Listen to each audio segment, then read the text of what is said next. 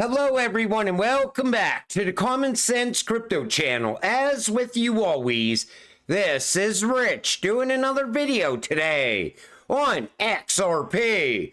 So I hope you're all having a wonderful day today, wherever you are in this great world. We're going to talk about XRP. And I got to start with this. Blockchain is transforming finance from real-world asset tokenization to cross-border payments, but innovation needs clarity. See how Australia's forward-thinking regulatory framework is paving the way for secure, compliant growth in the digital asset economy. So it looks like Australia is pushing ahead with regulatory clarity. And innovation is going to boom there because of this. Every single country right now can easily push ahead of the United States because the United States is still dragging their feet when it comes to innovation and crypto. Australia will emerge as a crypto hub. If you solve a real problem for real customers, then there will not be a limitation for XRP's price. Utility drives the price, not market cap and not supply, only utility. This comes from Jack the Rippler. Take a listen.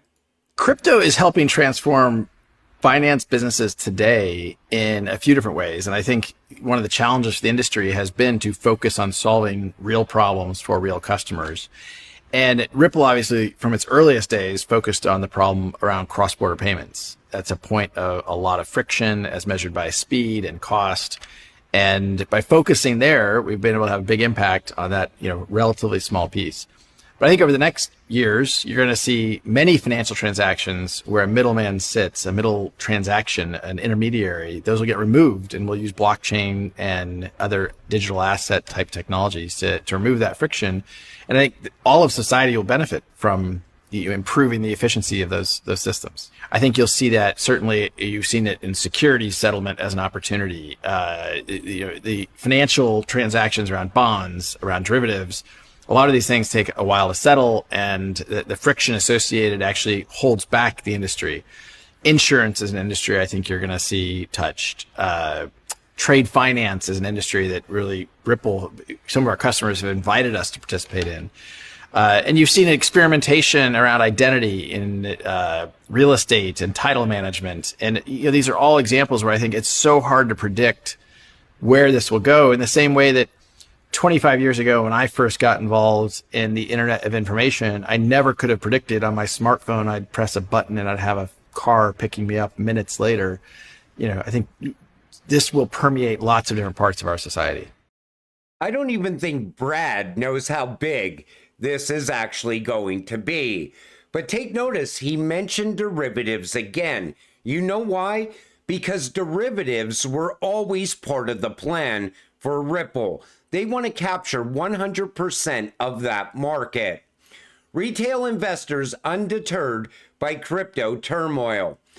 So despite the litany of fraud, scams, and failures that have dogged the crypto sector, investor interest has only grown.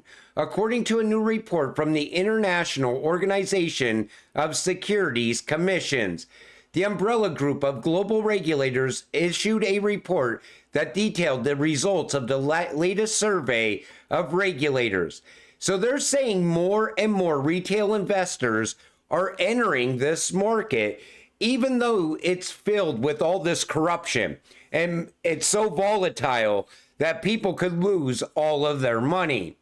The problem is people want to break away from the US dollar.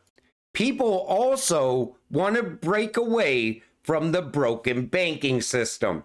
And they want to have some sort of investment that can bring them to retirement sooner than any other option out there. And that's what crypto does. It will retire you if you invest in the right cryptocurrencies. And people don't care about all these risks that they keep talking about, because all those same risks take place with the US dollar already. There's so much illicit activity that you could tie to the US dollar. yet they only point it out inside of crypto. Now, there are a lot of scams in this place, in the crypto space, and you need to avoid those scams at all cost. We are too close for you to lose your crypto. I stress that so much on this channel because I really want all of you to get financial freedom. I want to get rich with every single one of you. FinTech and Payments Awards, and you see MTech and Ripple, both platinum winners. You know, Hedera works with MTech. MTech is HBAR's path to being utilized with CBDCs. Same thing is going on with Ripple. And, you know, I think Ripple and Hedera are working together more than we think. And that makes sense because all these cryptocurrencies that people thought were fighting each other for all these years, they're going to be working side by side in this new financial system. XRP fixes this. Take a listen. This is why the financial system needs cryptocurrencies like XRP. First, I'm going to say, I imagine a number of people in here have a PayPal account and you probably have a Venmo account. Have you ever tried to move money from Venmo? But PayPal owns Venmo, just to be clear. Have you ever tried to move money from Venmo to PayPal? You can't do it. You have to go Venmo back to your bank and then back to PayPal. The reason why I start with that answer is, in a perfect world, what we see an interoperable payments network world of the future, where all payment networks are interoperable. The world we live in today, and I'm using PayPal and Venmo as the example, is highly not interoperable. What you're talking about in the U.S. Fed and the faster payments, that's a domestic clearing. You know, we actually think, yes, that would be fabulous. Actually, Ripple was one of the kind of leads on that task force. At some point, though, you have to go from the U.S. dollar to another currency. Take notice, Brad just told you they're working with FedNow. Also, what he's talking about with going from PayPal to the bank to Venmo, that's the middleman that he wants to take out of the whole solution in that other video I played. That's the friction. The bank is the friction. Otherwise, you could just go from PayPal to Venmo and from Venmo to PayPal. And that's the future that Brad is predicting. And then this also can be fixed by Ripple and XRP. Just received the latest fees from a bank I use, and it reminds me why we need payment solutions from Ripple using XRP, among other utility tokens. And FWIW, how many people are thinking the way I am when they see these fees? This comes from David Farrick. So you see, wire transfers, incoming, domestic and international, $10 and $20. Outgoing, domestic and international, $25 and $50. Swift, $26. Now you see why they slowed Ripple down. You see why Ripple was tied up with the SEC for all of these years. Because Ripple's solution and XRP eliminates all those bank fees, all those wire transfer fees, and the banks get rich off of these fees. That's why JP Morgan wanted to slow Ripple down. That's why Goldman Sachs went to Gary to slow Ripple down. You see how it all makes sense today better than it did back in 2020? Stablecoin liquidity surges to record highs as Ripple introduces RLUSD. This comes from Blue Hawk Legend. So you see the market cap of RLUSD already, $47 million. And they're expecting it to grow so much more than that just in a couple of months. They're expecting it to reach $1 billion within the next 6 to 12 months. Think about that. That's how fast they're expecting RLUSD to grow. This brings me to my conclusion. This comes from Mr. Mann. Coordinating the intro of global official sector stablecoins. The G30 writes that a stablecoin could be valuable for cross-border payments, serving a function similar to that offered by Ripple.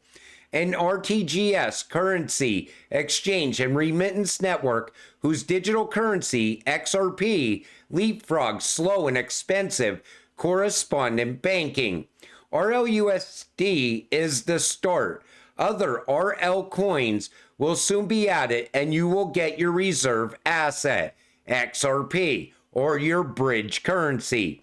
Brad Garlinghouse has stated that Japan's stablecoin, RLJPY, may be next in a Bloomberg interview. But this is the end game right here. Picture all of these with an RL in front of them, an XRP in the middle, like a massive liquidity pool. So when the US wants to send RLUSD to RLEUR, they could have XRP in the middle, not only as a trust layer or bridge currency, but also for on-demand liquidity. These liquidity pools are going to be massive, and when they happen, it will lead to scarcity for XRP. Ripple pivoted towards financial institutions to source regulatory compliance for XRP. XRP is aimed largely at financial institutions. Ripple is now seeing a lot of interest from banks in XRP. Open protocols for institutions, Ripple and XRP. And this is all documented. And this has been going on for a long time. But I think now we're going to start to see everything more positioned towards institutional adoption. Because we beat the institutions here.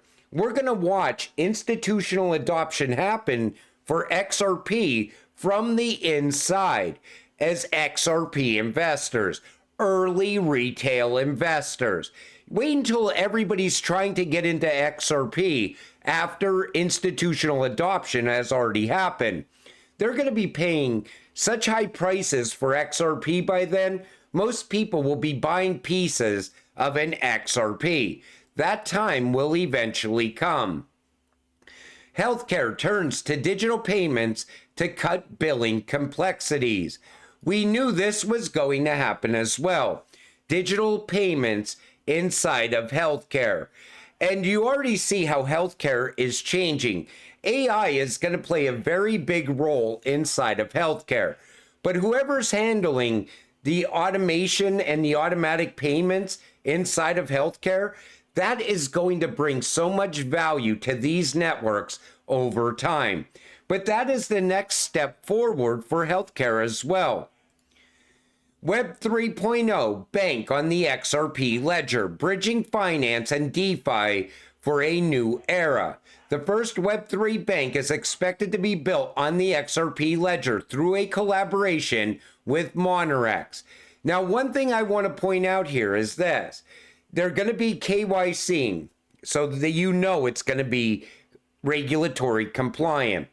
According to reports, the effective implementation of digital identity verification and KYC protocols would also smoothen its onboarding process without the limitation of users, backgrounds, and locations.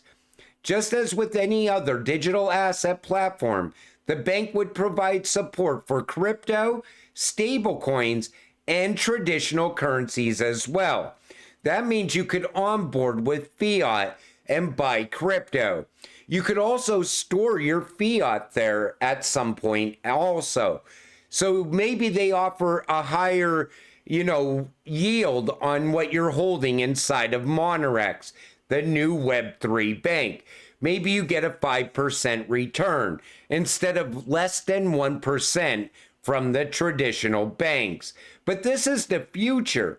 This is where we've been heading for a long time now.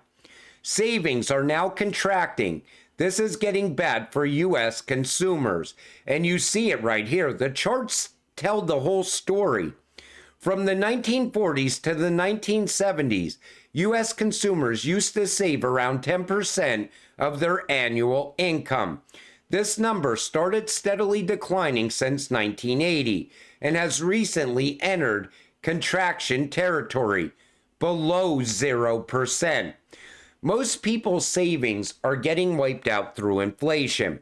I remember back in 2022, I shared in a video, a friend of mine, he saved up for years to get $100,000 in the bank. And recently I made it a point to run into him once again. And I said, are you still holding on to that 100 grand? He said he's below $80,000. And he said what's causing the money in his savings to disappear is inflation. And once again, I shilled him crypto. I just cannot get this guy to buy crypto. He would rather watch his savings go to zero than make a shit ton of money by investing in crypto. He just thinks it's not real, like it's some sort of fake internet magical money for some reason. But soon, we're all about to make a shit ton of money off of our XRP holdings. And then I'm going to make it another point to run into this guy again, so I could tell him how much money I made in crypto. Hopefully then he realizes that the bank is not a good place to store your money. It's better to store your money in crypto. But until it all happens, we got to stay patient.